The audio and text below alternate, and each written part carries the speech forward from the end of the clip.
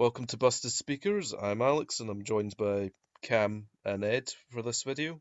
Howdy. How you doing today?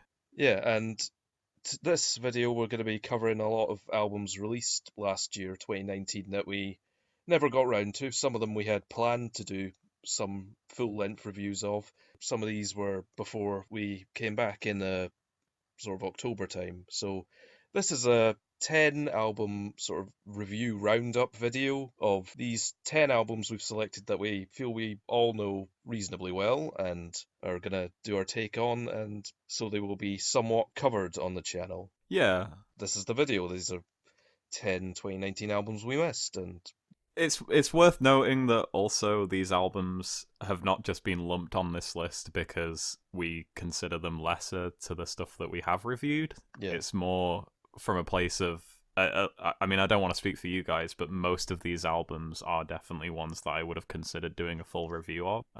Oh, yeah, sure.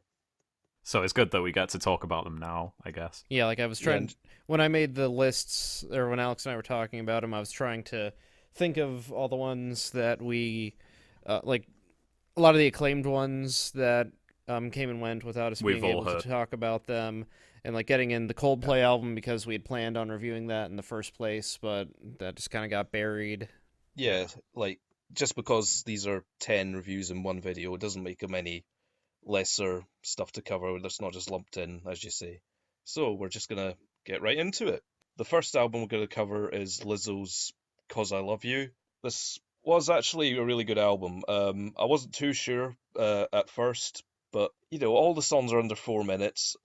Lizzo's like presence on the album definitely forces you to listen and pay attention. I find pretty much all the songs to be really catchy. Definitely starts off high energy, but then first two songs basically culminating in the third song, Juice, which I had heard on the radio. It was a minor hit here, so I was already familiar with that. It was a huge hit. I I don't think you could avoid that song this year. I don't think it was a hit in America, though, was it? I Really? wouldn't know. Yeah, I believe it didn't chart too high, but yeah, "'Cause I Love You," I would say I definitely liked it. Maybe not loved it, but yeah, I definitely appreciate this album. Are we giving ratings right away, or Yeah, may as well. okay? I'd give it Sure. 7 out of 10. I really liked this album.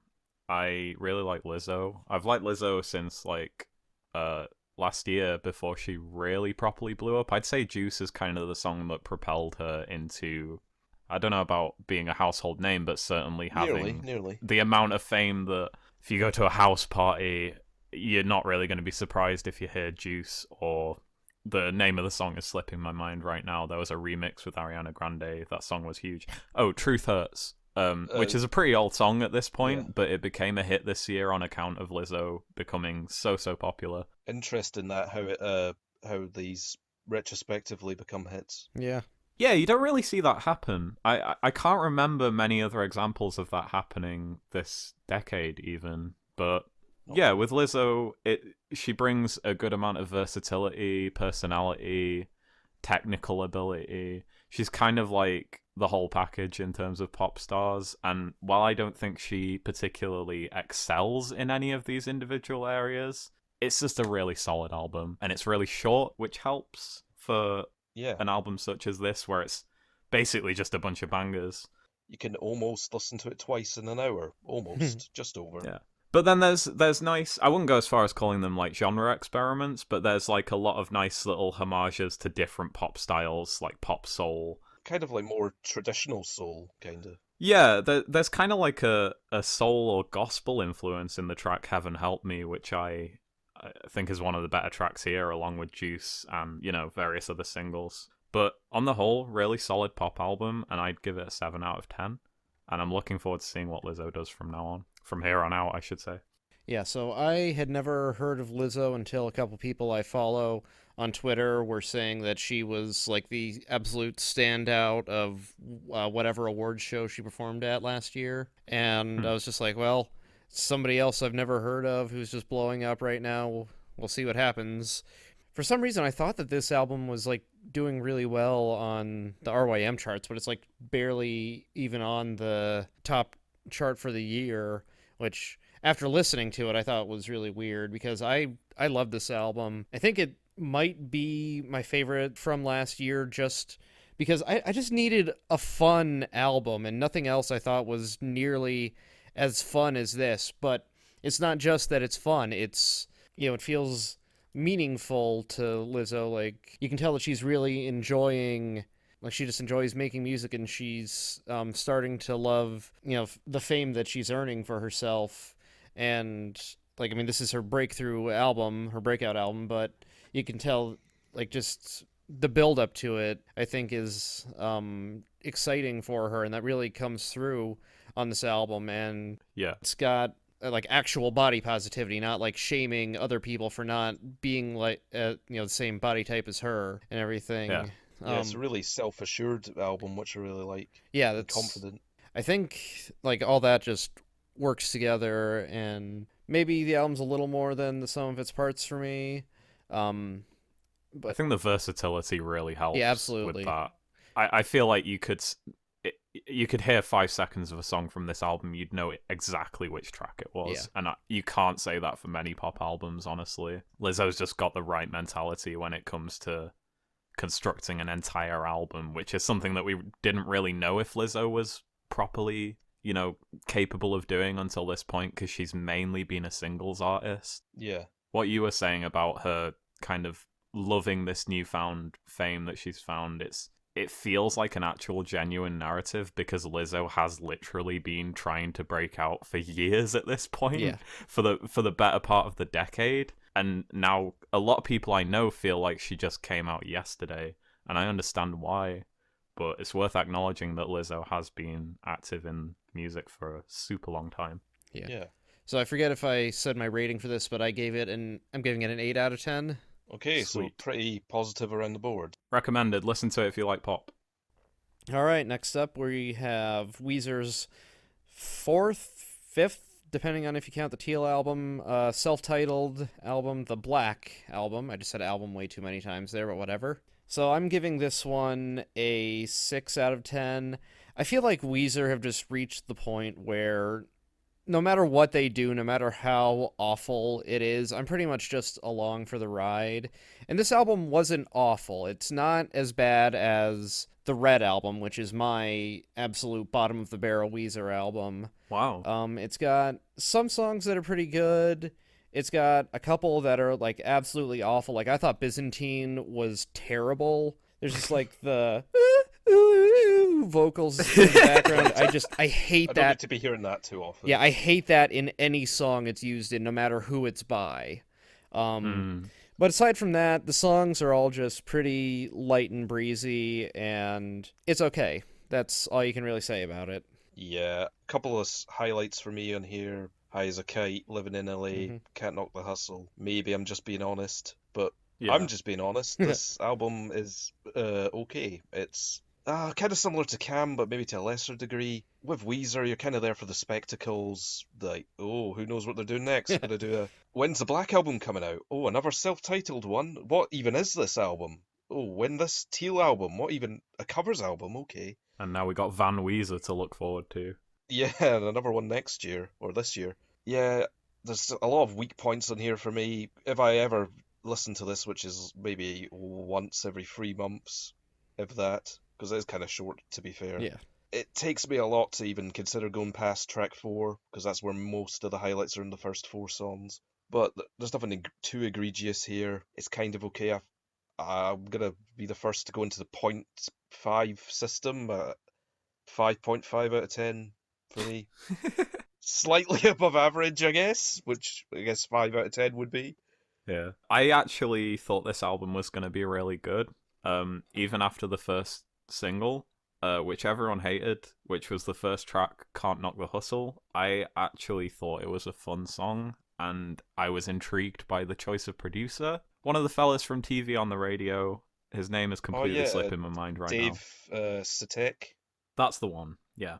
Yeah, I think he did the whole album. Yeah, I think so. Yeah, he did. And that was Yeah. what had me intrigued. I was like, okay, this could be interesting, because Pacific Daydream was not the worst Weezer album in my opinion, but like the most uninteresting up until this point. You can hate on Raditude all you want. It's a fucking awful album. I disagree, but go on.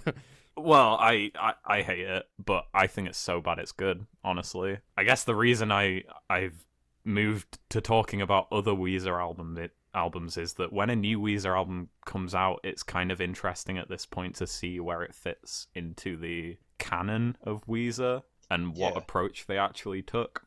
Because for ages, it seemed like, oh, Weezer were this band who were great in the 90s, and then they became a good sort of radio-friendly rock band, and then they just plummeted into... You know, I'm not necessarily saying I agree with this, but this is the narrative that was kind of that's spun. like a common narrative. And It's what most people think. But then they dropped Everything Will Be Alright in the end, which is a really good album, in my opinion, and kind of shocked everyone by making them realize that Weezer can actually not only be good in the 21st century, but also try new things. And the best thing I can say about the Black Album is that it does that. It really does try new things. Whether it was successful or not really depends on your taste. Like Cam mentioned, he hates the Byzantine track. One of my favorite tracks on the album, not gonna lie. It's not like a keeper. It's not something that I've returned to. I just think it's pretty good. And when your album has a bunch of tracks on it that are just straight up bad, in my view, the good tracks obviously are gonna stick out to you more. I mean, on here, I'd say the only tracks that I would really go back to are Can't Knock the Hustle, maybe Zombie Bastards, though I hate some of the instrumentation choices on that track. High as a Kite is one of the best Weezer songs in recent memory, and I'm kind of glad we just even got that song, honestly. It's like, even with some of their weaker albums, subjective, whether you think this is or not, obviously none of us are too overtly thrilled with it. That song is like a big keeper highlight. And huge keeper. The thing is, the White Album was only less than 4 years ago. It's not as if we can't have something of that quality again, so it's always worth checking back in with them. Well, I was hoping this would be kind of like the dark side to the White Album. I know that sounds way too obvious, but like they were working on both albums at the same time, if I recall correctly, and then Pacific Daydream was basically just other stuff that came up that didn't fit on either album, probably because it was too boring. Yeah. But this is going to be really awkward if Cam comes out and says, actually, Pacific Daydream is great, but... I haven't actually heard that one yet. Oh, it's so bland. It's so boring. It's like I said, I think it's the most uninteresting Weezer album. This album, on the other hand, though, to conclude my thoughts, is really all over the place. I don't think there's a single song on here where I think it's just bad all the way through, or like really good all the way through. It's more about the way Rivers is putting ideas into these songs that goes, oh, that works, that doesn't work. You know, the vocal melody on Piece of Cake, absolute trash, just unbelievably bad. Can't believe that Rivers thought that was a good idea. Like Cam said, he hated the oohs on the Byzantine track, which I understand completely. There's other moments on the album that I think are just awful, but then there's moments that I think are good. So really, it's kind of just right down the middle for me. If it didn't have High as a Kite, I wouldn't really feel like there's much reason to really be thankful that this album came out in terms of Weezer's discography, but yeah. I'd say on the whole it's like a 5 out of 10. Definitely not as bad as Pacific Daydream. Definitely not one of their worst albums in my view. No, probably not. But definitely far from one of their best. But everyone hates it, so unpopular opinion. I don't even like it that much. I just think it's okay. That's all I have to say, really. Yeah, seems our consensus opinion is it's okay. Yep. So next up, we're going to be discussing the new Coldplay album called Everyday Life. This actually dropped like pretty recently. We were going to review it, but that never really happened. This is Coldplay's... I don't even know how many albums they've dropped at this point. Yeah, this is their 8th album. And I am not intimately familiar with Coldplay in terms of their album discography, but I have been around for every era of Coldplay because you kind of can't avoid it. They're a very popular band. Honestly, I'd say this album is, in a way, kind of a return to form and a return to the kind of artistry that people enjoy Coldplay's early work for, while still having, you know, a lot of the things that they've obviously learned over the years as a band. For me personally, I'm not a huge Coldplay fan, so that wasn't a huge takeaway for me, but I did kind of immediately realize, okay, I like this more than what they were doing on, say, A Head Full of Dreams, or Ghost Stories, or Milo Xyloto, all of which are albums that I haven't heard all the way through, but I'm not exactly excited to jump into them because I don't really like any of the singles from any of those albums. This album, on the other hand, has tracks like Arabesque, which, if I heard that on the radio, I would be happy to hear that. It's got such a great chorus, and it does the classic thing of being about kind of a dark subject matter while also being a really chirpy pop song. So I really enjoyed that song, and as someone who doesn't really care about Coldplay all that much, that was kind of my biggest takeaway from it. I actually got the song title wrong. It wasn't Arabesque I was talking about. It was the song Orphans. Arabesque is good, though, as well. Yeah, to be fair, though, it was a double single release. Yeah, I was just about to say, this is a double album for some reason. It's only really as long as a single album, not that there's any hard and fast rule for this. If Chris Martin wanted to make it a double album, I guess he did. My biggest problem with this album, really, is there are a lot of kind of short, underdeveloped, undercooked interlude type tracks on here that really just don't add a whole lot to the album experience other than sort of a sense of novelty, almost. I like the production. The production is good. I like some of the lyrics. Some of the lyrics are a bit too on the nose for me, but that's just the case with Chris Martin's work for me personally.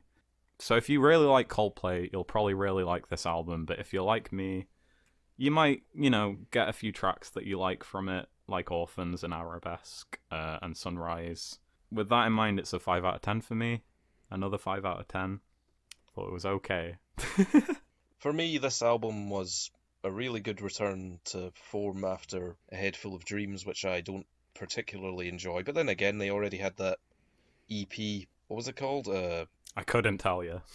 Kaleidoscope. Kaleidoscope, yeah, that already had some like really good songs like Aliens and All I Think About Is You. So I knew obviously that was no an indication they were any less good. Like Ed said, we were going to review this, and overall, I'm really happy with this.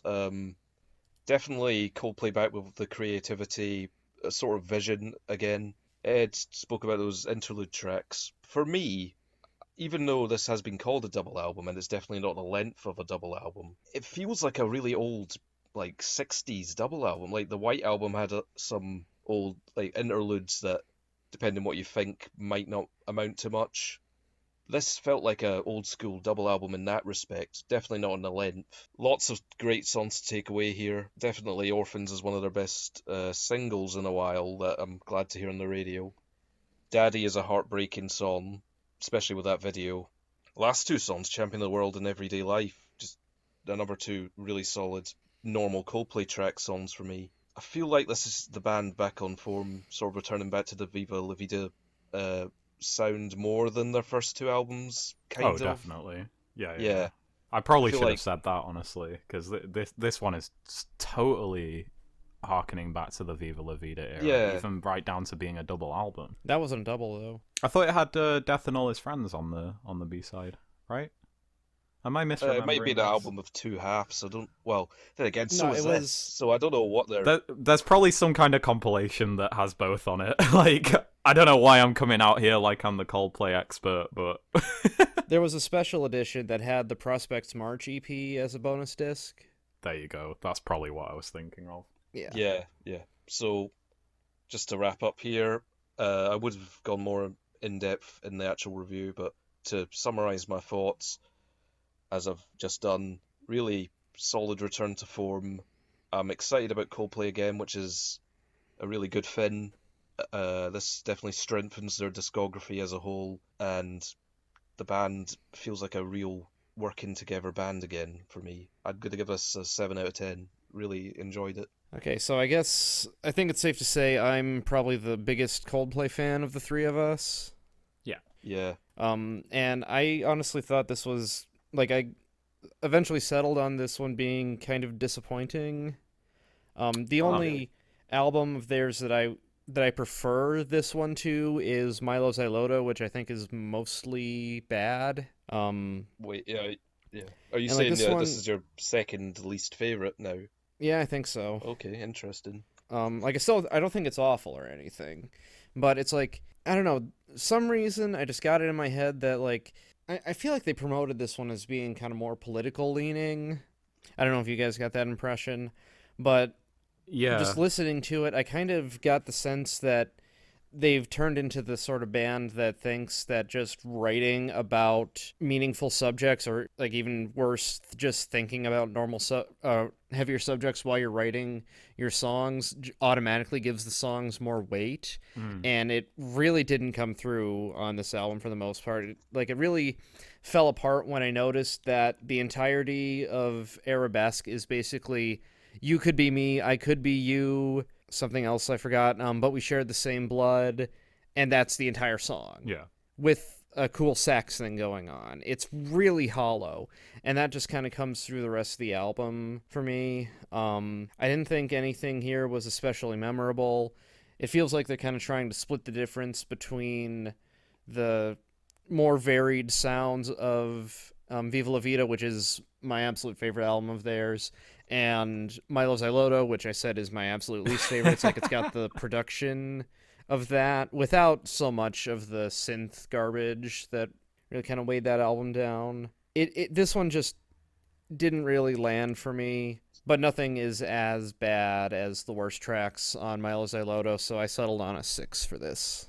I'll just say quickly, I completely agree on your point of the political angle being very hollow on this album. That was probably the main thing that held me back from actually going, okay, yeah, this is a solid pop album, because I never felt like any of the songs went far enough in terms of actually sending any kind of message that isn't just basic common sense, really.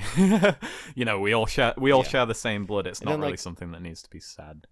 And then on like Trouble in Town, it kind of felt I like that track, but yeah, that's a good song. Is this really the kind of band that should be addressing police brutality? I mean, it's more on a level of like, it's fine that they're addressing it, but artistically, thematically, what is it actually even really saying other than this exists, it's happening, and here's a song that acknowledges that? Whereas if you contrast that with something like Don't Do It by NERD, where it's just a completely visceral thing of like every other line is making a point, it's making you actually think about what's happening, making you process it in a way through like someone else's vision, someone who might have had more experience with the thing that they're singing about. With Chris Martin, it's kind of just like, okay, Chris Martin, you can sing about these things all you want, but you're just singing about them, really. Yeah. Like I'm not finding anything particularly deep to dig into here. There's not like a genuine original take on it from the band other than like... That's a good way of putting it, yeah. Yeah. But I wasn't expecting that, personally, so... When I listened to the album, I was definitely happy on a surface level that they were exploring this stuff. Yeah. Problem with me is the way I consume music is I don't think too deeply about the message on songs when sometimes I maybe should. Sometimes I definitely don't think I need to with some stuff on here. But yeah, I definitely think your points are valid. It's just not the way I consume music, certainly not some Coldplay songs like this. Well, I feel like I kind of agree with you as well, Alex, because I listened to this album and it has a political message there, and that kind of just goes right past me, and what I'm actually enjoying about the album is the actual music. Yeah, and maybe that's the problem, like if they're going to have it, they should have emphasized it. Yeah, okay, I get what you guys mean. So I can see why Cam really doesn't like it, because that's probably actually super distracting for someone who's a fan of Coldplay. I mean, you're welcome to disagree with me, Cam, but like, if you care about the actual lyrics and everything and like all the components of the song, that is gonna be super distracting if you think that it's not doing anything interesting. No, that's totally fair. It's okay. Listen to it if you're a Coldplay fan. You've probably already heard it. Yeah. Although a lot of people who have like dismissed Coldplay seem to actually think it's a genuine return to form. So yeah, who knows? You might just suddenly love it out of nowhere. So there's that as well. No, I think some of the songs on here are some of Coldplay's best songs in eons, honestly. Okay, so next up we're going to Lover by Taylor Swift, which is her 7th album. Taylor was in a pretty interesting position releasing this. feedback on her last album before this. Damn, I forgot what it was called. Reputation. Reputation. First two singles did not spark enthusiasm with me. Oh Lord. And You Need to Calm Down. Especially You Need to Calm Down. Like, Me is an innocuous, fun pop song. You Need to Calm Down kind of annoyed me. But the majority of the album is solid Taylor Swift material. I'd say 3/4 of it is really good. The Archer is a really good Oh yeah, that song's sort of great. ambient pop song with a great build-up. The title track is amazing. Lots of just fun, ditty, sort of shorter songs that have a bit of a personal edge to it. I love that Soon You'll Get Better with the Dixie Chicks as a great sort of country pop song. A lot of songs here, majority of them are all good. I feel like Taylor's starting to get some of that 1989 mojo back, and I'm happy about that. But even then, it's quite a different album. I'm pretty happy with this. I'd give it a 6 out of 10. Okay, so I am in a weird position with Taylor Swift where occasionally she'll drop a song that I think is just so good, or so indicative of the fact that she's clearly a good songwriter. And then she'll drop a song like Me, and then you just think, where exactly is her head at? That song, you said it was just a fun pop song, Alex. I'd like to know when they changed the definition of fun, because that song is a nightmare. I say fun, innocuous. It's not actually fun. Oh, sure. It's attempted to be. Yeah. It's attempted to be a sort of summery, light-hearted. Okay, maybe I was a bit too loose. In saying fun, it attempts to be fun, but it's not actually fun. There we go. It's a try-hard song. It's meant to be like light-hearted kind of movie soundtrack sort of thing. Yeah, it's really garishly overproduced. Brendan Urie sounds awful on it. It has that spelling is fun part that was so bad that they removed it from the album version. And You Need to Calm Down, I thought, was an improvement, mainly because it had one part, like one refrain that was actually like, okay, yeah, this is kind of what I want to hear from Taylor Swift. But then the rest of the song happens, and it's got a very, very vacuous message to it. The vocal melody on that song as well is pretty... It feels like by design it's meant to be hammered into your head.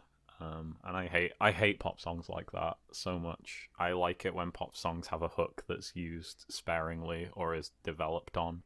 Here it's just, you need to calm down, over and over and over again.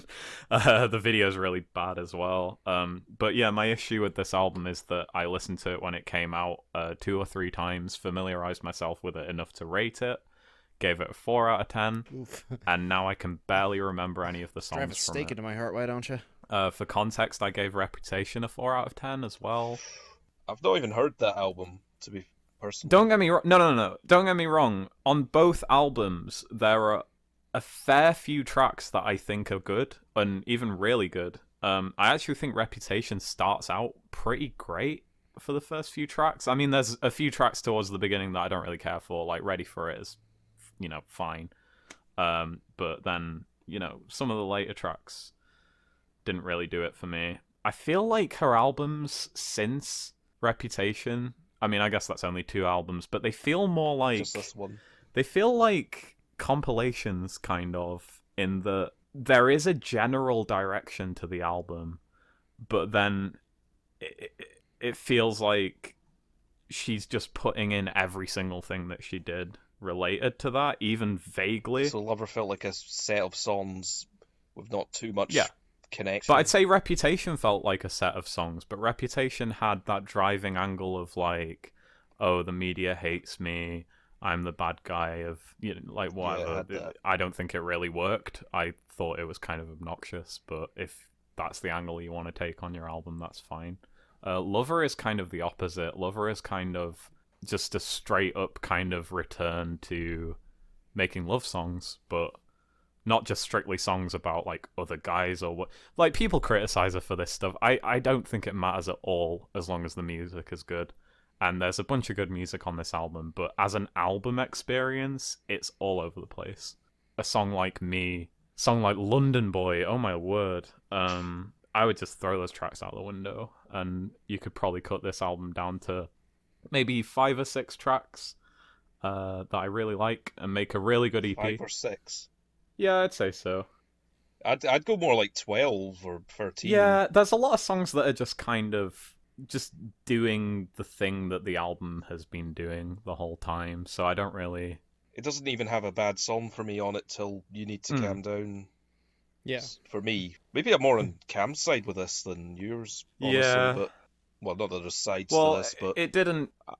I didn't love it, but I Well, definitely it didn't like disappoint this me album. because it reaffirmed that Taylor Swift can still put out songs like The Archer that I really, really like. Fair. In future, she's bound to drop more songs that I really, really like. And with an artist like Taylor Swift, the hit to miss ratio doesn't really matter that much to me. But yeah, as an album experience, I'd say 4 out of 10.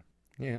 Like, I've only heard Reputation all the way through, I think, once, and absolutely nothing about it stuck with me.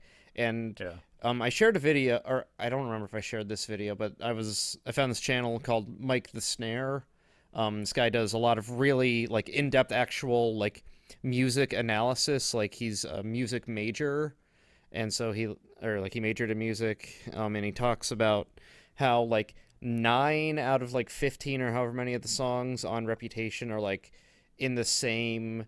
or like they're either C major or A minor, which is all the same key, all the same notes, and how that just makes for a really bland listening experience.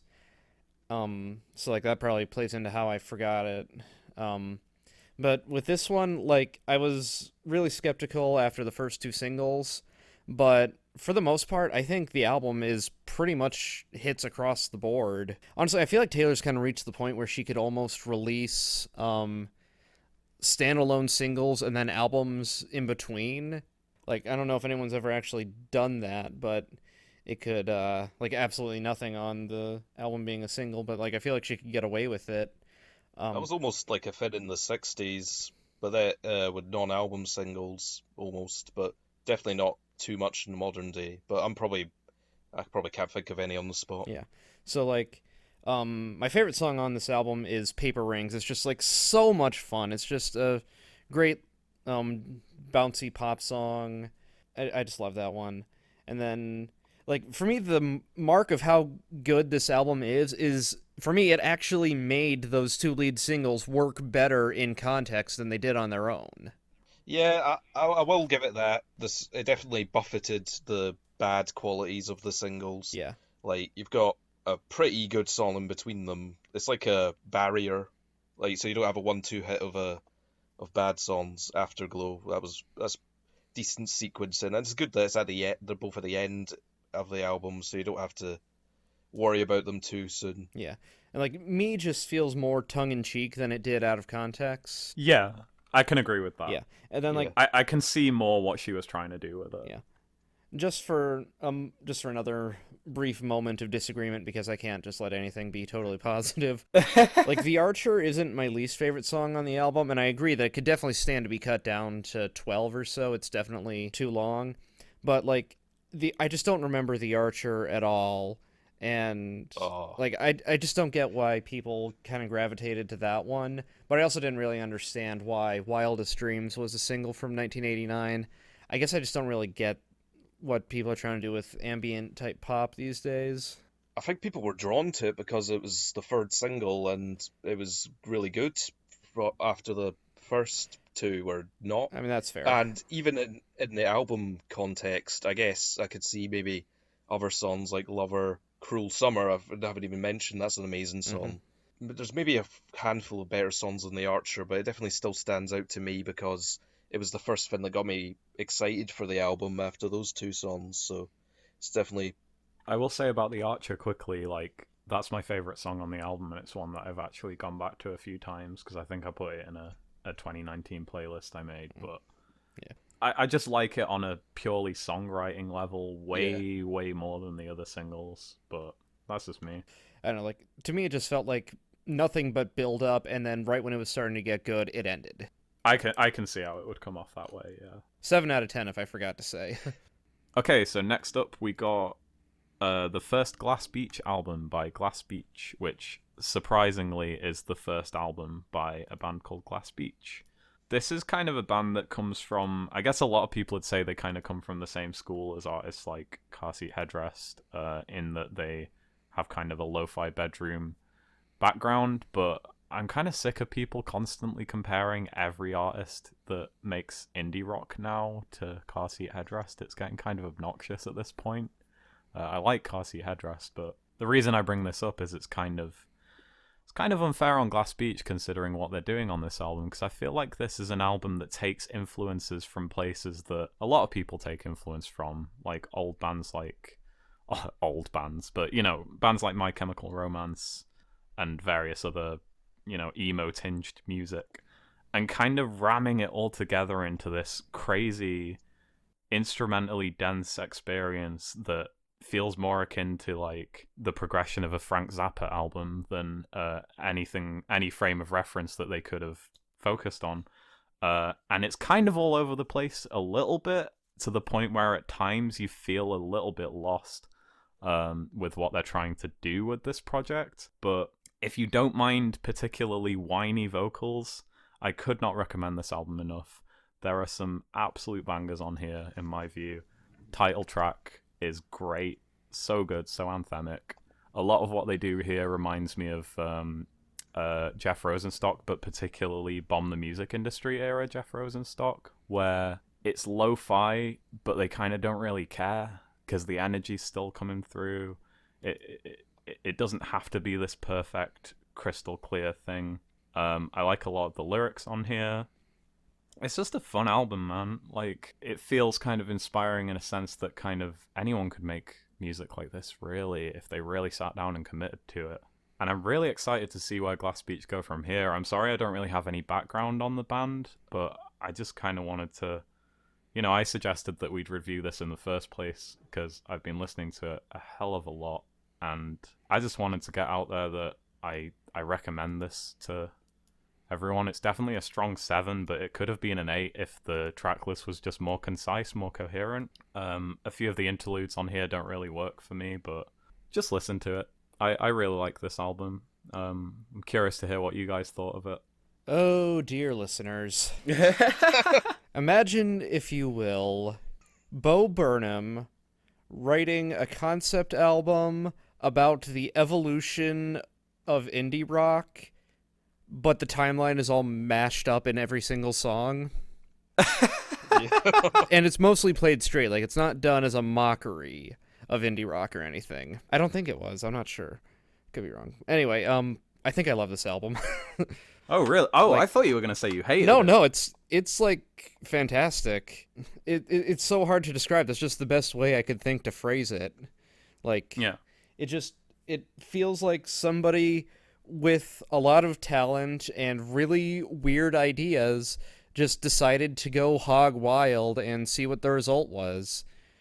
Like, there's a lot of, like you're saying, like Midwest, or I mean, you were saying that's like stuff that's emo tinged. I think it's like kind of overtly supposed it's to a very broad spectrum of influences, I must say. Yeah, like I got a lot of Midwest emo and stuff. It feels like it's kind of, like I said, it's kind of trying to be influenced by every era of indie rock. Like, I mean, there's some, like, not necessarily like acoustic guitar stuff, but there's definitely like softer songs. I think one like a piano song.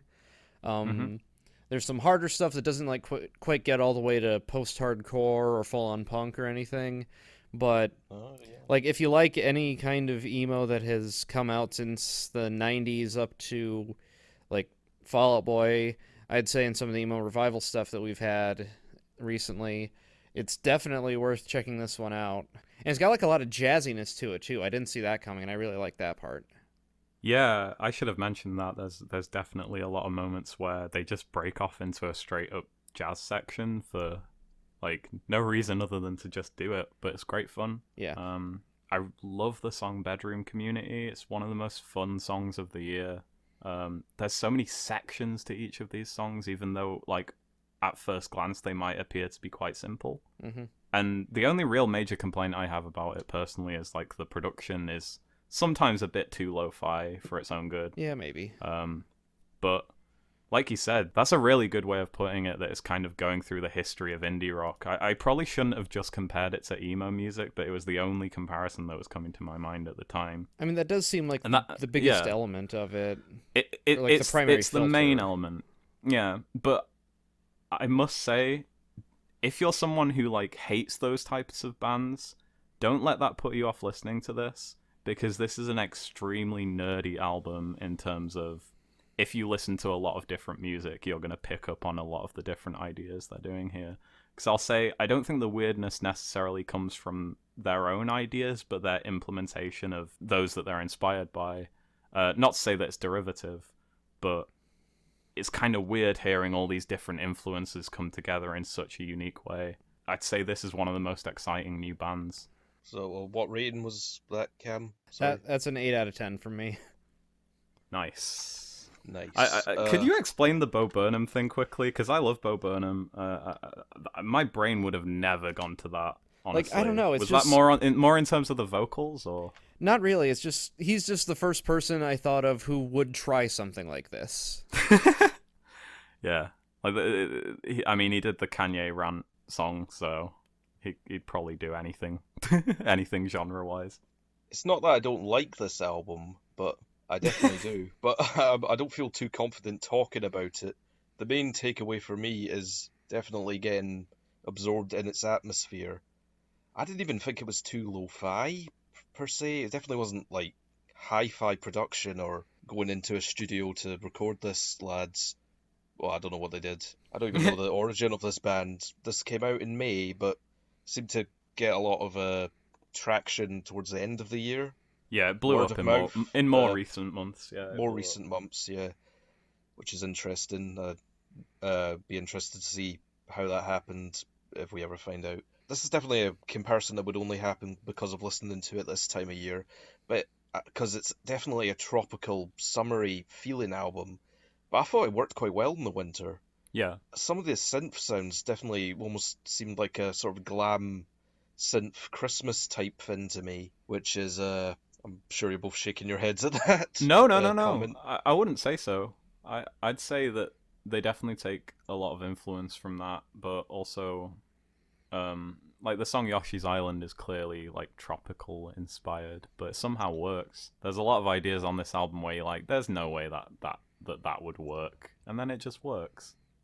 Yeah, and there were some songs that I had no idea what I was listening to first listen, like Dallas, and honestly, even the first song, like before even going through the whole album, I had to replay that about 3 times before I even got the gist of what was going on, because it had really unconventional structure in which I really liked, like the repeating melody, vocal melodies coming back in a different haze or production style I really liked. I actually thought the interludes helped the album atmosphere a lot and helped me as like sort of breathers to get to the next main song part. I appreciated them in that way. Oh man, the structuring on this album is so good. It's so good, and I really like the different types of songs they attempt, or not even attempt, just achieve on here. Mm-hmm. You've got some like sort of more tight, almost not really alternative rock, but they definitely had sort of a polished indie rock sound, like Neon Glow. Yeah. And well, that sort of whole section of the album, you could say. Yeah, this is one where even after hearing it like 3 or 4 times, I'm just happy it exists and is in my life. This is probably where my positively skewed rating system will come up, because I know I probably haven't fallen in love with it as much as Ed. Yet I'm probably going to give it a higher score. Well, I'd give it sort of 7.58 maybe. I've given the cop-out 0.5 answer scores here, I know it. Yeah. Yep. So I just can't can't think that deeply, but if you can do it, all power to you. I can, but sometimes I feel like, well, why can't I go one way or the other? Why do I have to compromise in the middle? But then again, it doesn't really matter. So yeah, thanks for suggesting this as a review, Ed. I'm really happy with it. Oh, no problem. I'm glad you both enjoyed it. Yeah. I will say another influence on this before we move on is actually modern, auto crooning trap rap. In terms Definitely. of some of beats. No, particularly some of the vocal melodies, I would say. Really? Yeah. Which song is it? Oh my god. It might have been Dallas, actually. It has Yeah, there's a lot of such things going on there. like, the vocal effects are kind of odd anyway. It does feel like they're kind of I don't mean this in a mean way, but the singer doesn't have like the strongest vocal range. He does get yelpy and yelly a lot. But that makes it admirable. Like Cam was saying, that it's just some guy who, Yeah, this is what he wants to do. I and mean, he, yeah, it's a group of he won't let it dudes, from stop what him. I understand, who all Oh yeah, collaborate, but group of dudes, yeah. and they all sing as well, from what I understand. I don't know if there's one specific lead vocalist. It's kind of hard to pick up on, but Yeah, true. just because there's so much happening all over this album. But yeah, really weird mix of influences, and you gotta check this out if you're into music like that. All right, now we're moving on to the highly anticipated Dedicated by Carly Rae Jepsen. Newly crowned indie darling Carly Rae Jepsen, to be accurate. So, I think it's important for context to keep in mind that I never expected to like anything by the artist who made Call Me Maybe. I have Emotion sitting solidly at an 8 out of 10, and so with, like, I'm pretty much a ride or die fan at this point. She could, like, whatever she releases, I'm there for it. And so, for, like, the crowd that absolutely loved Emotion, my 7 out of 10, my 8 out of 10 for that probably seems low, and then my 7 out of 10 for Dedicated might seem like it's saying I'm disappointed with it, but I'm really not. Like, I don't think anything here really measures up to the best songs on Emotion, but there's nothing bad here either. It's just like nothing hits me in the right spots. Like, Now That I Found You is the most blatantly emotional song on this album, but it just feels kind of like, we had all the best songs on Emotion. We had Cut to the Feeling. Now That I Found You just kind of feels like the next variation on that, and it just doesn't hit the right marks. And then I think the biggest problem with the album is that it doesn't seem to carve out its own identity in my head. Like, it's not entirely similar to Emotion, but it's also not different enough for me to say, okay, so that's the new direction she's going in. It just feels like another collection of good pop songs from Carly, and that's really all I was hoping for from it, and that's exactly what I got. Safe to say the hype was real with this one, boys. With Yeah. this album. Emotion was pretty much my favourite album of the mid-2010s. Ed here being responsible for me finding out about it by dropping some 6 singles from it as they dropped.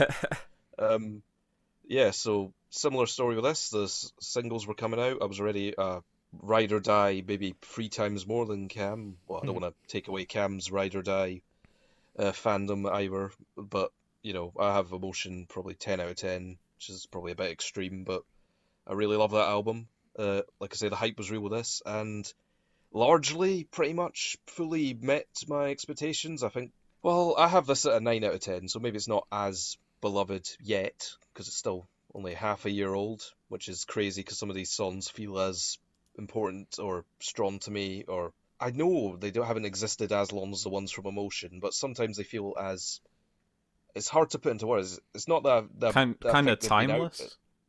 timeless in her, for like Julian, especially No Drug Like Me, Know That I Found You, and especially the last song, Real Love. I remember just having that on repeat for ages. Again, the hypnotic piano and vocal combination as the chorus comes in, that song, just amazing stuff. The fact that it wasn't too much of a diversion from Emotion stylistically or sound wise was not a problem for me. I was just happy that Emotion wasn't a one-off, which I knew it probably wouldn't be anyway, because of top singles like Cut to the Feeling, Emotion Side B. Just nothing suggested that anyway, but I was happy that this was another equally almost strong album, and not a weak song really. Maybe a few of the songs aren't as good as like the extreme standouts, but it never gets bad for me. So yeah, 9 out of 10. Love this album. Okay, this is an odd one because I think this album's exceptional, but I'm gonna have to disagree with both of you guys on it sounding too similar to Emotion. I think this album No, I was saying really, it- or not being too big a departure from that album. Let's Okay. say. Okay, yeah. Well, it is a departure, but like then again, what departure am I thinking of? That'll be extremely different, so maybe I'm being unrealistic. Here's the deal with me, is I agree with Cam that the best songs on Emotion, nothing on here really touches any of the very, very best material on that album, but I would be amazed if she ever put out another song on the same level as like Run Away With Me, because that has to be the pop song of the decade, in my opinion. Yeah, it kind of has to be. I Yeah. can't think of anything that measures up to it just as a pure pop song that really, really should have been a hit. I have absolutely no idea why that song didn't take off how it really deserved to.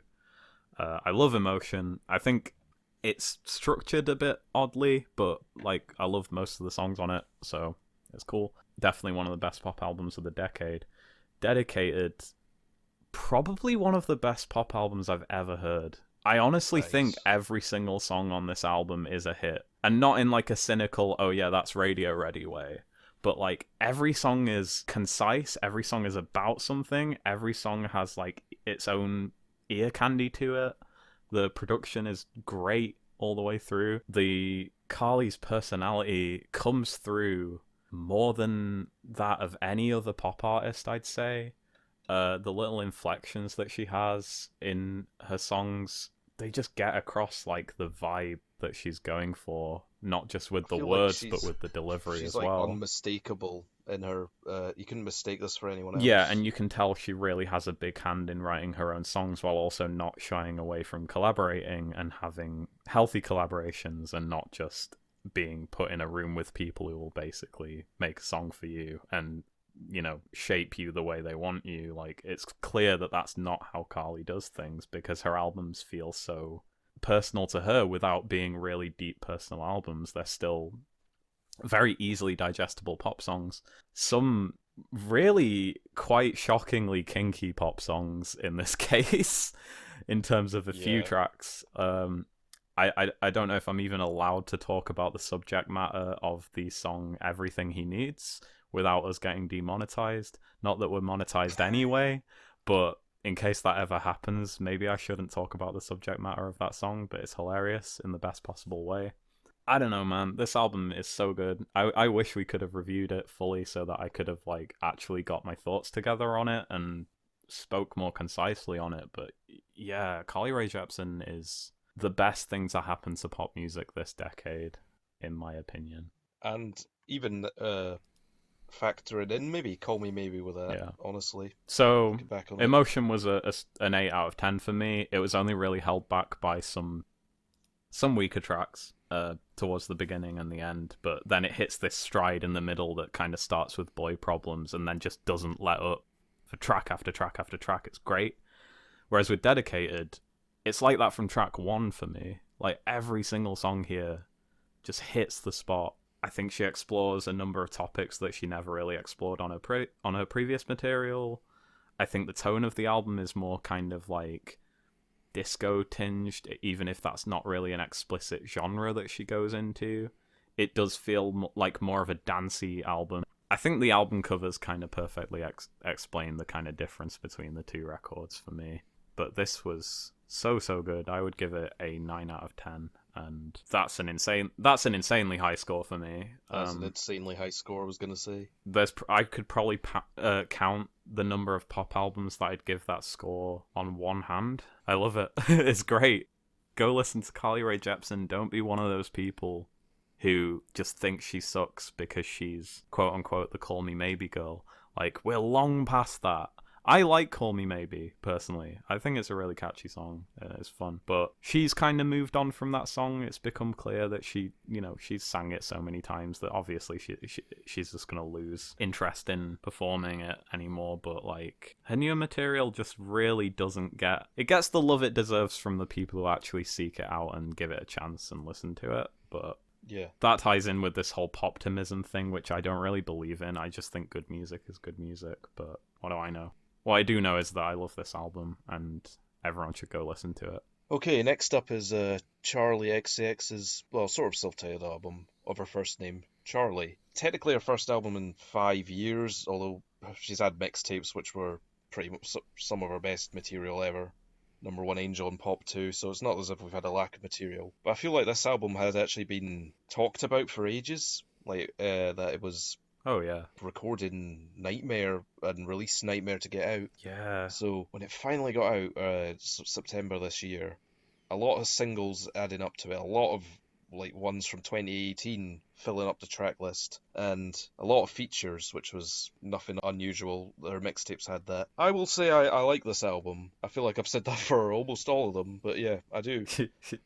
Charli's brand of sort of cheeky, maybe not bratty, but definitely her sort of own brand of pop is definitely some of the most catchy and interesting that has come out. Not too dissimilar from Carly Rae Jepsen in how she has some commercial hits, but has the deep sort of PC music infused stuff as well, which is like almost hard to imagine if you haven't heard it. This album has a lot of highlights to it, but could probably be cut down to more like 10. And again, there's not really anything terrible on here, and all the features actually, I feel like, help on this album. Definitely like Christine and the Queens on Gone. That's like it is a feature, but it definitely feels like could be a co-offered song by both of them. Oh yeah. It's definitely one of the best duets features I've heard this year. Excellent song. I really like 1999, even if Troye Sivan's not up to much on it.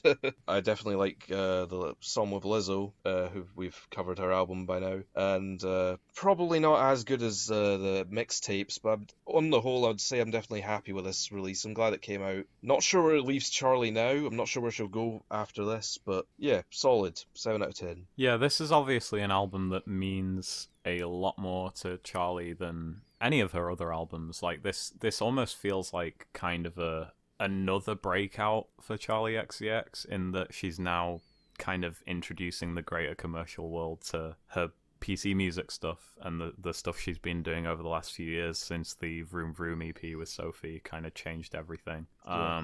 This album was pretty good in my opinion. I know everyone really, really has been raving about it and loves how experimental it is, and I don't really hear it. I don't really hear anything other than a particular sound that they focused in on way too much, in my opinion. A lot of the songs here kind of rely on the same tricks, in my view. And then there's songs like the song with Sky Ferreira, Cross You Out, which sounds underwritten as hell, and it sounds like the sound design is just like a bit weird just to kind of distract from that. And I get that across a lot of the songs on here. Overall, the only reason I really bring up these complaints is because after Pop 2 especially, and also the leaked album that was supposed to be her album, and it ended up getting scrapped for reasons that we don't have time to go into right now. That was XCX World. Yes, that's the one. Yeah, I've still not heard that, but I really need to. The best songs on XCX, there's just a much greater sense of personality to that leaked material, in my view, than there is here. This album feels kind of like personal, but more personal to Charli than it is to a listener as a listening experience and getting across her feelings. It kind of feels kind of vague to me. And then songs like Shake It are just going way too far in terms of having like a bunch of crazy effects, and it just doesn't feel like a powerhouse pop song to me. It just feels like they had some song ideas and they just rammed them together into a track. And there's a ton of super skilled, talented people involved, including Charli herself, obviously. I really like Charli XCX. I think she really pushes her personality more than a lot of other pop artists, and she does it in a really admirable way, especially when it comes to collaborating with, more underground experimental artists who weren't really in the commercial limelight until they were introduced to Charli, or vice versa. But this album is kind of just like good but disappointing on a level of I was expecting more. I was expecting more of what I liked a lot about all of her other material up until this point since Vroom Vroom. I didn't really get that. I got an album that plays it safe in terms of the songwriting, but then tries to be crazy textural and experimental, and kind of succeeds in places when it comes to the production. But yeah, overall, pretty good. I do like most of the songs here.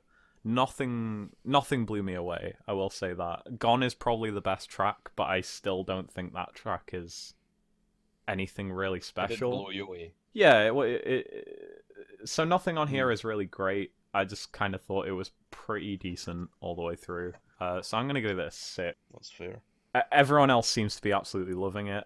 If I recall correctly, this is the Needle Drops album of the year, so Yeah, I think it was. there's something there. surprising. But like, I'll say this: it's the most I've ever not disagreed, but it's the most I've ever like struggled to understand his opinion in terms of a number one spot on a year-end list. And I guess my reasoning just now as to why I don't like it that much would explain that. But it's pretty good. I'm really excited to see what Charli XCX does next. But if she continues down this path in terms of the songwriting, I don't know if it's necessarily going to be for me, to be honest. Yeah, so I haven't really watched Charlie that closely. Like, I knew when Boom Clap was a hit. Actually, like, you know, Fancy was probably the first time I'd ever actually heard of her. Yeah. Yeah. Or I think it that's that, I think that's or- the case for all of us, honestly. which came first, that or I Love It? Oh, I think I Love It was a year before, maybe. Okay, well, whatever. Maybe. I only know her. I Yeah. only knew her from features before Boom Clap, and I like that song, but I never checked out the album or any of her mixtapes. I don't even know where you go to listen to mixtapes or anything. I mean, they're just Um, kind of our albums. I mean, come on. But yeah, Yeah. she definitely doesn't want them to be as major releases for some reason. But even though you have to pay for them, so I think it was Yeah, a case that- of they were contractually obligated to make a studio album, and the mixtapes they were making were just on the side from that. yeah, So- okay. Yeah, whatever it is these days. So, like, I haven't kept up with her. I finally found a copy of Kiss, or Sucker, not Kiss, at a thrift store, and I bought it. And that was definitely a little too bratty for my liking. Yeah. It even kind of weakened my opinion of Boom Clap a little bit. And this one took me a few listens to get into. I do like it, but I don't think it's definitely not album of the year material for me. No. And like I thought Shake It and like one or two of the other tracks from the end were just really bad. Like I think Shake It is straight up terrible. I can see why someone but I would think did- that, yeah. Yeah.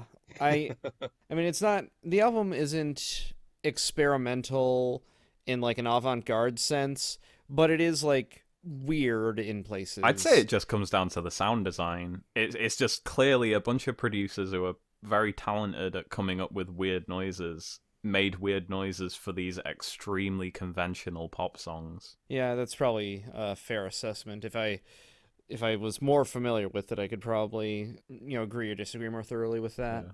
But I mean, it's just like it kind of balanced. It split the difference between that and just having normal good pop songs on it enough to keep the whole affair interesting.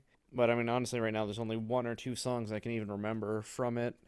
So I think I'm like right on the fence between 6 and 7 for this one. Come join the 0.5 score people, please. I might have to. I think the problem another one here coming is up. that there's clearly an effort to be more commercial than the mixtapes. I mean, Cam mentioned that he's not heard any of the other like PC Music affiliated material from Charlie. No. So I this is don't definitely- understand anything about less- PC yeah, music. you should definitely listen to Pop 2 and the Vroom Vroom EP. Like, I guarantee you'll get at least something out of those, because they're a lot more outwardly... I keep going to the word experimental. I just don't think it's the right word for it, because I don't think they're even trying to be super experimental. It's kind of unfair to judge Just them on that completely level. different style, yeah. Just hearing music be pushed, not music, but hearing like these ideas in pop be pushed to their logical conclusion, just in a different way than someone like Carly Rae Jepsen does it. I think Charli XCX does that really well when she's at her best, and she's also very good at collaborating, which is one of the aspects of this album that definitely shines. Like, I don't think there's a single collaborator that doesn't feel like at home on the album. Yeah. Not that many of them stand out especially, but you're never kind of distracted from the idea that this is all Charlie's vision and her album. It just didn't sell me on what she was trying to get across as well as it seemed to for pretty much everyone else I've talked to about this album. So the next album that we're going to be discussing is actually my album of the year, and it's called Titanic Ooh. Rising by Weyes. Let me just gather my thoughts while you guys talk about it. Oh, okay. Yeah, go If you can gather your thoughts in 2 seconds, sure. Go ahead. I was saying to Alex in the chat that for the first 4 or 5 songs, I think, the first time I listened to this, you could have convinced me that it was like a lost, way ahead of its time Fleetwood Mac album. And Yeah. that really that went a long way for me. And obviously I listened to it another time or two after that, and I could start identifying more modern embellishments in those early tracks, but it still really just feels like it's inheriting the spirit of just older pop albums like that. And I think Every Day kind of ends with a classic 60s 70s freak out breakdown kind of thing, and I really liked that. It's so good. Yeah, but I don't know. I feel like it's a little too dense for me to have really absorbed it properly for this review. So I think that it's an 8 out of 10 for me, but it also has a lot of potential to raise, but it also has a lot of potential to just stay at an 8 if it just settles in. Okay, so my first impressions were well founded, and that's just what my opinion of this is, even if I can start to understand it better, if any of that makes sense. I mean, so you've not listened to it much, but you feel pretty sure about about thinking it's really great. I'm honestly not even too dissimilar from Cam on this one, even though I have listened to it 6 times. I don't know, 4 to 6. It's in that range where I've put it on quite a few times, and it's more single tracks I've been listening to from this. Main takeaway from me from this is the most well-produced and well-formed album of the year that I can't find anything to criticize with. It feels naturally formed, as if you took it up from the ground, and here it is, one of the best albums ever. Maybe that's being a bit too overtly praise heavy with this album, but honestly, every time I put it on, I'm just blown away, and it's like the old influences in a modern context that still feels like her own absolutely unique, singular vision as well. Yeah. Some of the most lush instrumentation. Her voice alone is just majestic to listen to. Really, really sweeps you away, and the songs are just lovely. Melodies captivate me. The key changes Honestly, even on this album, bro. Yeah. Come on. Honestly, it's just, I've heard a lot of albums that are extreme high praise, similar to this one, and some of them I'm like, yeah, I can kind of see it, but this one I'm like, I'm right there. I guess it. Maybe not on first listen, but even then I knew there was something special with this album. It's hard to put in so many words because it really is like a personal experience from the oral spectrum of hearing it. I find this to be really, really special album for me. What would you rate it? See, the thing is, I do have it rated as a 10 out of 10. Oh. But I haven't thought about it in 8 months. Yeah. I'm not sure. I think it still would be maybe a 10 for me. Yeah. I don't know, maybe 9.5. Just stick with my 0.5 system whenever I'm not sure. I mean, if you drop the 2 shorter songs on here, which are basically just an interlude and an outro that reiterate some of the motifs and yeah, sounds even of the then, album. the title track being a shorter song still has value to me. Oh yeah. So. Yeah, no, I like those interludes, but what I was going to say is if you took those out, I don't think you can really fault any song on here. Yeah. I think everything on here is great, at the very least. But yeah, as I mentioned, this is my favorite album of the year. I think it's exceptional, exceptionally performed, exceptionally composed. The album cover's amazing. It just seems to tick all the boxes for me.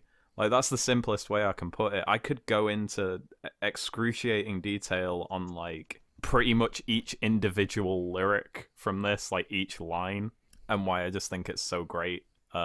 Everything clicks into place perfectly without it feeling like overly like studied or like mulled over or like focus tested in any way. Like it feels like the music that Natalie really wants to make. Speaking of which, I was lucky enough to see her live earlier this year, and the live performance of the album was, and I mean this in the best possible way, basically identical to the studio version, but No, that's cool, yeah, especially when it's as good as this. yeah, considering how much goes into some of the vocal performances on here, it's insane. The song Movies, which has to be one of the best songs of the year, has this.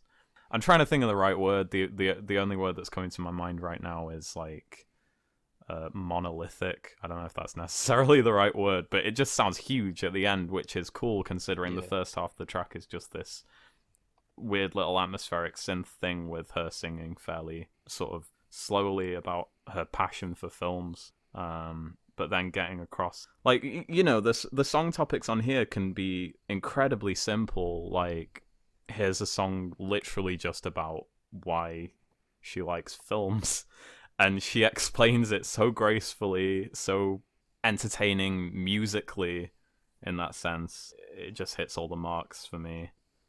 I just don't have enough good things to say. I have too many good things to say about it, is what I meant. Yeah, I love every track on here, basically. Especially A Lot's Gonna Change. That might be my favorite song of the year, possibly, if we're gonna throw that out there.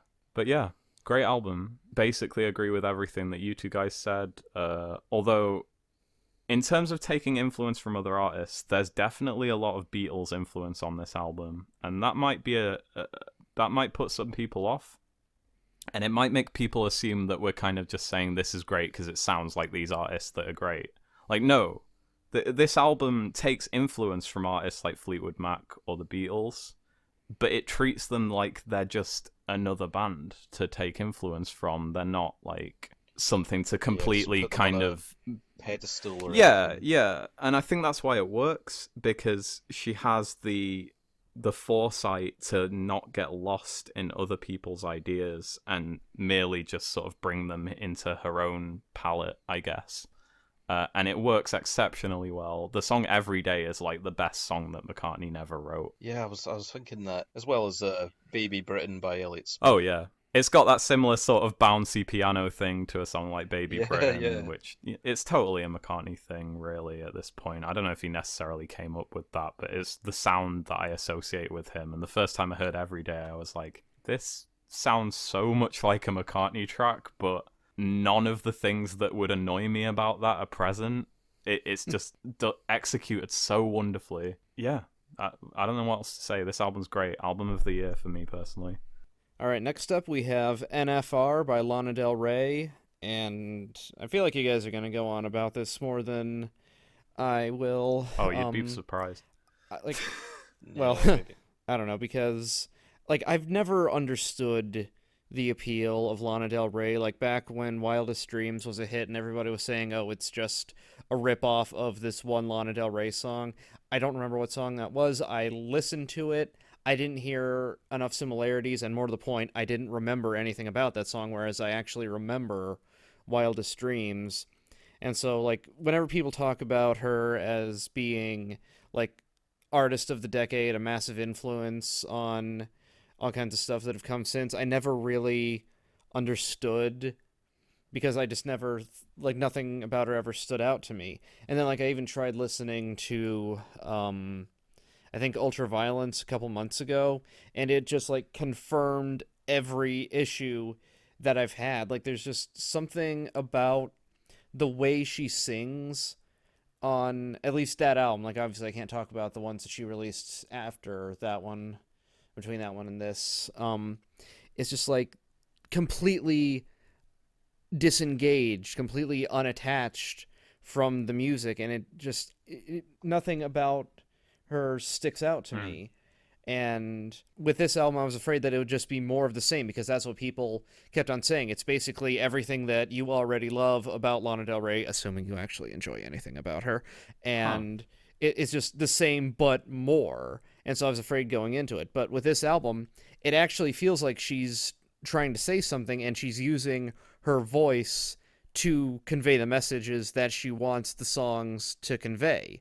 So I appreciate that about her. I can actually relate to the songs. I can actually feel something, which is more than I can say for any of her other stuff. But at the same time, the songs do feel pretty much the same as her other stuff. So it's hard for me to say that it's a drastic improvement. It just feels like it's a step in the right direction, in my opinion. I'll keep my thoughts brief because I don't have a expansive roundabout way of expressing how I feel about this album. I have previously been a semi-big, well, not semi-big, but a reasonably keep-up-to-date fan with her. I mean, I own all of her albums on CD, so I don't know how much I can deny that I'm a fan of her music. I find her vocals to be quite chilled, soothing. Disengaged is a good word to say because I definitely feel that sometimes, but then again, sometimes I feel like that sort of passive vocal sort of attempt or style works quite well for some of the sort of songs that she does in her past. This is a step in the right direction, but I feel like the direction was already taken for me. This is like an extremely improved version of stuff she did in the past, like except still in the same vein. It's very weird. I feel like the songwriting feels a lot better. The songs feel a bit more focused, but there's no extremely new elements introduced, which is a bit weird considering how much stronger the reception around it is. But then again, you've got like a song like the Mariner's Apartment Complex, which is like one of the most well-rounded, interesting songs I've heard from her, so I like that. Doing Time is a great summer jam. I definitely like it's like a cover of a Sublime song, so yeah, that was like a wow, this is a really good summer track. I was surprised by that. Album flows really well. Nothing really sticks out as like not a great song. Like I say, I'm trying to be brief with my thought. I have to say, I really like this album. I feel like I've said that for all of them, almost, but it doesn't take away from the fact that this still was a really good experience for me, this album. Yeah. So, Score? Score would probably be 8.5 out of 10. Wow. Is that quite high? What did you give it, Cam? I forget if I said what I give it. I'm not sure you did. I'm straddling the line between a 6 and a 7. I'm gonna just pull an Alex and give it a 6.5. Pull an Alex, yep. Well, I've done it for about half the album's scores here, so Yeah. fair enough. I don't Like, for the first time, I'm actually optimistic about liking whatever she does next. Yeah, I'm definitely extremely interested in what she does next for sure, because this was NFR was definitely exactly what she needed to do right now. Because the last album, Lust for Life, was definitely a sort of languishing sound that didn't quite work for me. Yep, it had some highlights like the song Love. That's definitely one of my favorite vocal performances from her. But even so, that it's hard to remember many songs from that album. This one, plenty stuff to take away from it. Apparently, she has stuff coming out 2020, so might keep an eye out for that. Watch this space if we do or not. I am not really a fan of Lana Del Rey, so my take on this isn't really going to matter that much. But before everyone clicks off the video, because I don't really like Lana Del Rey, it's blatantly obvious to me that this is her best album by far. Yeah. And really, I think it comes down to the creative synergy that she's clearly found with Jack Antonoff, who produced... Yeah, the album producer, yeah. Who produced the record, and he is a perfect fit for what Lana is doing. The issue is that what Lana is doing is not necessarily what appeals to me super strongly. I do feel like she sounds kind of detached a lot of the time. I kind of find it difficult to engage with anything she's saying on much of a deep level just because of the choice of words and the tone of her voice, and just it's a bare personal preference thing. Like, I think she's a really good singer, and I have a bunch of friends who really, really love her music, and I feel like I understand why. But yeah, the thing about this album was I actually like most of it. but it's mainly for just the way the songs are put together and less the actual, themes of the album or anything like that, which I feel like I've seen a lot of people go way more deep into the actual lyrical side of things than I ever really felt like doing from what was given to me. Yeah, I feel like if I ever went into the lyrics, I could probably bump my rating up to like a 7 or so. Yeah. This is not to say I didn't listen to the lyrics, and it's probably worth mentioning that I've not heard this album for a while, but I listened to it a bunch when it came out, and I was very pleasantly surprised. It's a very good album to just put on in the background, and that's not something I really do often with albums, but like just to kind of just have some nice atmosphere in the background while you're doing something else. Yeah, the atmosphere's consistent throughout. I'd Yeah, say, the pretty production much. on this album is really goddamn good. Some of the ideas on it kind of turned up on the Kevin Abstract album that dropped this year that Jack Antonoff had a hand in producing, or perhaps he produced the whole thing. I can't quite remember. With tracks like Baby Boy, he really excels on this album with Lana. They've found a production style that really just works for her. I can't compare it to like the last album or anything like that, but I think it's very clear why people have really come to love this album. Whereas it seemed like just a couple of years ago, her career was kind of just set in stone as being just more of the same with each release, honestly, since Ultraviolence. It's a good game changer for her, I'd say. Yeah, it's a real, like I said, I think she has found her producer. Honestly, I really think she should stick with Jack Antonoff for all of her future music, which might sound like a bit too chaos theory for for someone who doesn't even particularly like her music that much. But if she puts out more stuff like this, more stuff like Mariner's Apartment Complex in particular, and also Venice Bitch, which has this really lovely extended outro that goes on for a really long time, and it does not feel its length at all. No, that song, I could swear was like 6 minutes. Yeah, and it's close, Rather and than it's its actual nearly closer to 10 10, minutes. right, or possibly over 10 minutes. I can't remember. Yeah, nearly 10. Yeah. She did a really good job with this album. I don't know much about Lana Del Rey personally. I've got nothing against her personally. I know she's an artist who gets a lot of hate in the same way that an artist like, I don't know, Kanye gets a ton of hate, and it seems kind of vitriolic to a point. I'm just not really a fan of her music, but this album I was pleasantly surprised by, and I would say it's pretty good, but on a level of recommending it, I don't really know what to say because I know so many people are going to listen to this and it's going to be one of their favorite things of the year, and that's completely valid. And if you're a Lana Del Rey fan and you've not checked this out, I have no idea what you're doing, because this is clearly a career peak for her, in my opinion. So I'm going to say 6 out of 10. It's a good album, man.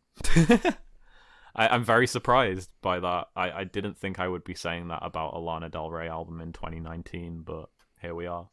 So we're going to end with the last of our 10 albums we're supposedly doing mini reviews of, but they've been just shy of almost average reviews for us. So you tell us whether this video was a success or not. So we're ending with IGOR by Tyler Creator. One of my albums of the year, definitely my top 3 for the Oh year. yeah, me too. Definitely. Yeah. This is a really singularly unique album from Tyler. I mean, he had suggested that the soul vibes before on Flower Boy. He had songs like See You Again and Mr. Lonely that definitely hinted that he was capable of this. But the fact Igor was heavy neo soul album with not intermittent, but he doesn't rap on the majority of the songs, and when he does, it's like really, really appreciated by Mm-hmm. me. But even so, the fact this is achieved so well, this vibe is amazing. Earthquake, like a cheesy 80s sort of, well, maybe sort of soul sheen album. Maybe I'm thinking of the video too much, but that song is a absolute master. Love New Magic Wand. Puppet is one of the best soul songs on the album, I'd say. Love the clunky beats on this album, especially on like I Think. I love the running theme. I still don't feel like I fully understand the concept of this album because the sort of spoken parts begin with the. Is it even an interlude? It feels like the start of Running Out of Time. That exactly what you run from, you end up chasing. Uh, Yeah, it is its own that track, weirdly, but then there's it other is. parts of the album that have the same voiceover that Yeah. aren't So their own I track. was kind of. I was like, okay, I'm unsure what he's going from there, but he introduces it, and it's something interesting to follow on the album. Definitely another great one from Tyler for me. Uh, 9 out of 10? Damn. How many of those have I given? I'm gonna say that Too this many, this maybe. is Tyler's best album. I'm just gonna come out and say I'm it. not sure if I prefer Flower Boy still to that. But then again, there's a cohesion to Igor that cannot be denied. Yeah, this is kind of like the me comparing Carly Rae Jepsen's two most recent albums together. I think that Flower Boy is a great album, but it has like some weaker moments on it, whereas Igor is Yeah, pretty much just great all the way through. I really like every track here.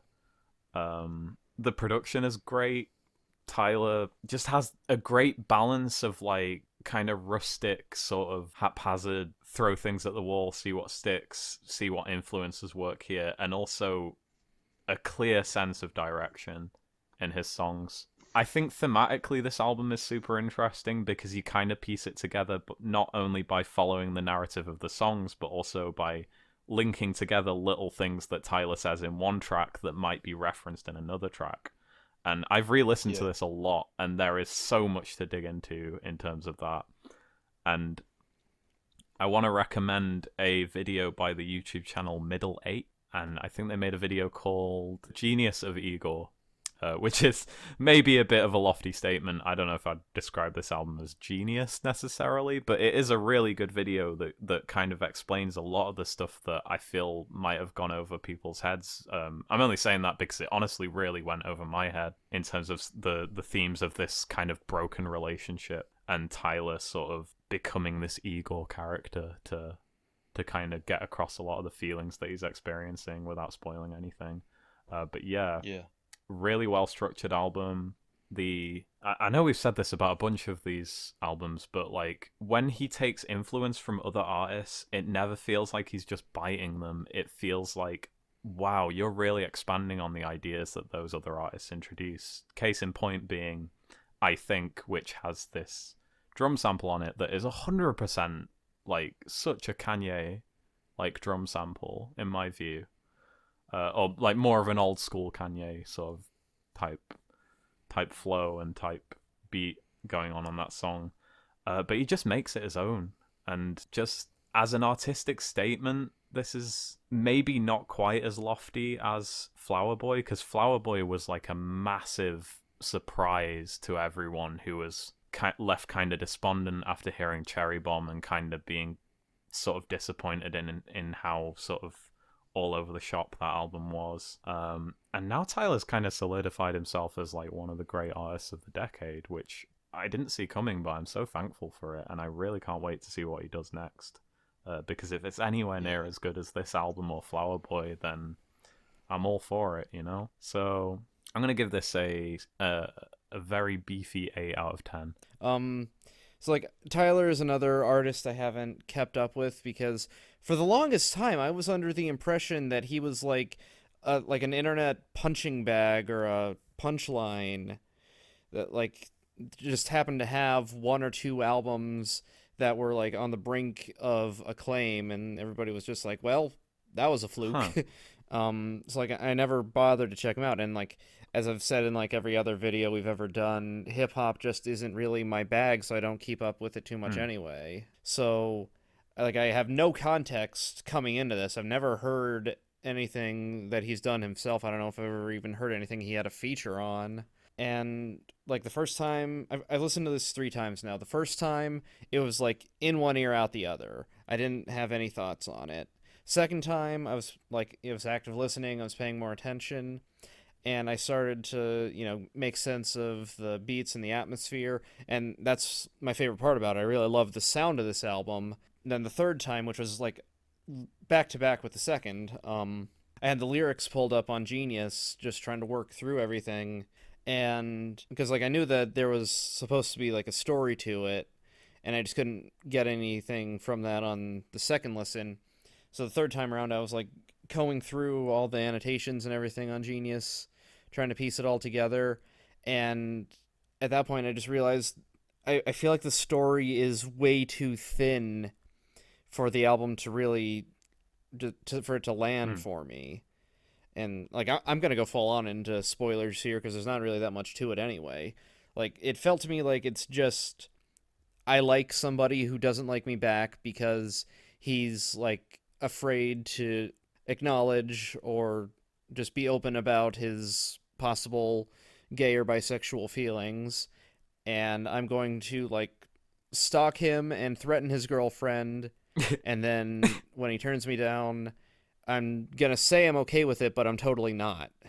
That just seems to be what the entire album is. I mean, your and mistake was it's reading just, like- Genius annotations, to be honest. Well, I don't know any better I mean, resource. Genius is a great tool, don't get me wrong, but like they are like fan annotated lyrics and people vote on things on there, and any like vote based system, it's just gonna end up like Reddit in my view, where Yeah, they're gonna get some stuff wrong. they're gonna get a lot Or of stuff wrong. I mean, misunderstand. that's fair, but I mean there is also a lot of stuff like saying, "Oh, this connects to this song earlier in the album. This connects to this song later in the album. This is a reference to something he said 3 albums ago." And I'm just like, how am I supposed to be able to make sense of Yeah. all this? But like even then, just like what the annotations were all saying, whether or not it's the most accurate interpretation, it made sense. But the important thing is, I still didn't feel anything for it naturally. So It doesn't really matter anyway. Um, like if you're not feeling the music, you know, like what No, it's like I'm feeling the music, but not enough to make up for how I'm not feeling the Oh lyrics. no, I you know? meant like the just the themes he's trying to get across on a general level without having to do like that kind of digging on Genius. Like if you're already not particularly into what's going on, it's not really going to change your mind. So I think it's completely fair. And like I couldn't even tell. Like there's supposedly a lot of features on this album, but I honestly couldn't tell you Yeah. who was who. Like Yeah, they got There's when a I few saw features. slow tie on one. I like that feature. Slow Tie is on this album? like Yeah. Really? I'll check what track is. I think you might be mixing him up with Playboy I Carti. swear he's on it. so I mean it doesn't help that I don't know what Tyler's voice sounds like just on his own. But then like there was a Kanye sample that I didn't catch, or a feature that I didn't catch until the third time listening to it when I was reading that. He's mixed so quietly, Yeah, and then Kanye, on this album. like what's the song that has CeeLo Green, and that's problematic on its own, but Oh yeah, let's not get into that. yeah, but like whatever song that was, I honestly could not tell that it was a different singer when it was CeeLo doing his parts. And I hate CeeLo Green's singing voice, so that should have been something that stood out to me, but I couldn't tell the difference. I didn't even know he was on this album. I'm not gonna lie to Yeah. you. Slow tie's on What's Good, by the way. I think he's the intro, but then again, I don't even know Slow Tie that much. I swear, like, I could be completely wrong here, and I'm happy to admit if I am. But then I like, oh, is he on this? Let me listen to it again, and I was like, oh, that does not sound like Tyler, so it might be him, because I don't know his material anyway. So like I'm just not sure what I don't know, like if there was any actual point to having the features, like if there's supposed to be different characters in this narrative, if there's even supposed to be a narrative and I'm just reading too much into it. I don't know. It's not album of the year material for me by a long shot. It's I don't know if there was more to the lyrics, it could be, No, that's fair. but That's yeah, I just wasn't feeling it on that level. That's valid. I think if you've not really been following Tyler's career up until this point, it's going to be hard to see the kind of strides he's made as an artist. And like, because I guess one of the things that made his last 2 albums, this one included, like especially interesting is how huge a contrast they are to the earlier Odd Future days. Which, that thing you mentioned of Tyler kind of being the butt of a joke, or like brought up as a like a bad frame of reference, definitely comes from that era of music. Like I think Goblin is an awful album. I'm not particularly fond of Cherry Bomb. I think Wolf is pretty good. Yeah, Wolf's pretty good. But I feel retrospectively people still kind of a mess. it is, but, but you know. I feel like people A lot of good retrospectively ideas on there. found some good stuff from that. I really like Answer, especially. I think he's just found himself artistically, and he feels like he's made a real, like, not even similar to the Lana Del Rey thing where I just didn't like her music at all, and then something changed, and I like her new album. With Tyler, it's almost as if he's an entirely different artist now to who he was a few years ago, but it still feels like part of the same narrative, and that's kind of interesting to me, just on a level of, like, what is he gonna do, like, with this album or with the previous album? But even beyond that, I think it's really well put together, but I can completely see how people wouldn't like it, especially someone who's not particularly into hip-hop. But yeah. We've done it, guys. We've finally come to the end. There's light at the end of the tunnel after all. Yay. There are so many more albums that we could have talked about. There are. I'm glad we got to cover these in some way. The fact that it took us nearly 2 hours to cover 10 in supposed bite-sized fashion.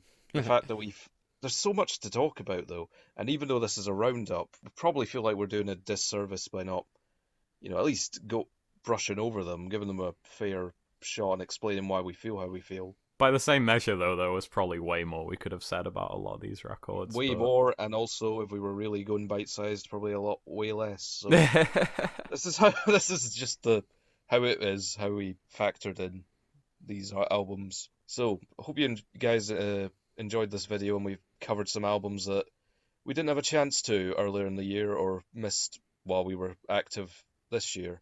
Scores for all the albums will hopefully be in the description if we have time. There's a lot to get through here. So thanks for listening if you're still here at this point, honestly. Yeah, thanks for listening. I'd say every album that we've covered here is, like, definitely worth checking out. Yeah.